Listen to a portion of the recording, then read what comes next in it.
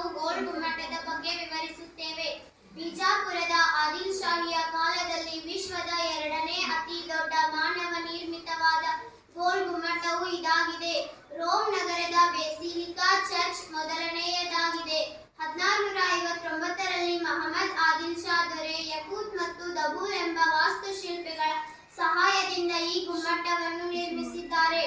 ಬಿಜಾಪುರದ ಆದಿಲ್ ಶಾಹಿಯ ಕಾಲದಲ್ಲಿ ವಾಸ್ತುಶಿಲ್ಪದ ಕೈಗನ್ನಡಿ ಹಾಗೆ ಮಹಮ್ಮದ್ ಆದಿಲ್ ಶಾ ಹಾಗೂ ಆತನ ಸಂಬಂಧಿಕರ ಗೋರಿಯೂ ಕೂಡ ಇದಾಗಿದೆ. ಓವರ್ ಟು ರಾಧಿಕಾ ಗೋಲ್ ಗುಮ್ಮಟದ ವಿಸ್ತೀರ್ಣ ಬಗ್ಗೆ ತಿಳಿಸುತ್ತಾರೆ. ಗೋಲ್ ಗುಮ್ಮಟದ ವಿಸ್ತೀರ್ಣ ಇದರ ಉದ್ದ ಮತ್ತು ಅಗಲ 50 ಮೀಟರ್, ಹೊರಗಡೆ ಎತ್ತರ 168 ಅಡಿ ಮತ್ತು ಒಳಗಡೆ ಎತ್ತರ 175 ಅಡಿ ಇದೆ. ಇದು 47.5 ಮೀಟರ್ ವ್ಯಾಸದ ಗುಮ್ಮಟ ಇದಾಗಿದೆ.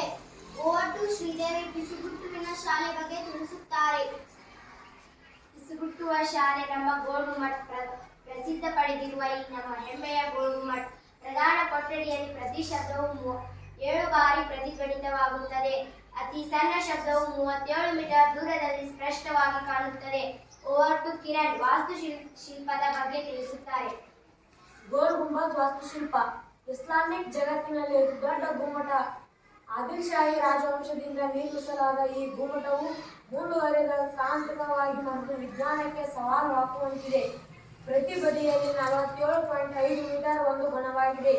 44 ಮೀಟರ್ ವ್ಯಾಸದ ಅರ್ಧ ಗೋಳದ ಗುಮ್ಮಟದಿಂದ ಅಗ್ರಸ್ಥಾನದಲ್ಲಿದೆ.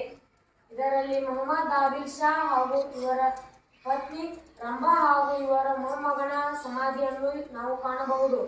ಗುಮ್ಮಟಾಕಾರ ಆದಿಲ್ ಶಾಹಿ ಅವರ ಬಗ್ಗೆ ಹೇಳುತ್ತಾರೆ.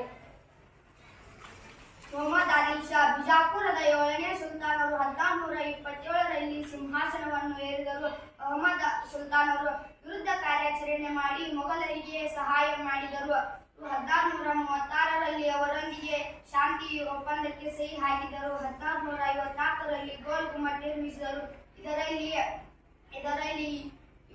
ಇದರಲ್ಲಿ ಇವರ ಸಮಾಧಿಯನ್ನು ಮಾಡಲಾಗಿದೆ. ಓವರ್ ಟು ಚೈತ್ರ ಭಾರತದ ನಕಾಶೆ ಬಗ್ಗೆ ತಿಳಿಸಬೇಕು. ಭಾರತ ನಕಾಶೆ ಭಾರತ ಇತಿಹಾಸದಲ್ಲಿ ಸುಲ್ತಾನರ ವಾಸ್ತುಶಿಲ್ಪ ವಿಶ್ವ ಪ್ರಸಿದ್ಧಿಯಾಗಿದೆ. ವಿಜಯನಗರ ಸಾಮ್ರಾಜ್ಯದ ನಂತರ ಕರ್ನಾಟಕವನ್ನು ಆಳಿದ ಬಿಜಾಪುರ ಆದಿಲ್ ಶಾಹಿ ಸಾಮ್ರಾಜ್ಯವು ಬಿಜಾಪುರ ಜಿಲ್ಲೆಯ ವಿಶ್ವವಿಖ್ಯಾತ ಗೋಲ್ ಗುಮ್ಮಟವನ್ನು ಈ ಭಾರತ ನಕಾಶೆಯಲ್ಲಿ ನಾವು ಕಾಣಬಹುದು.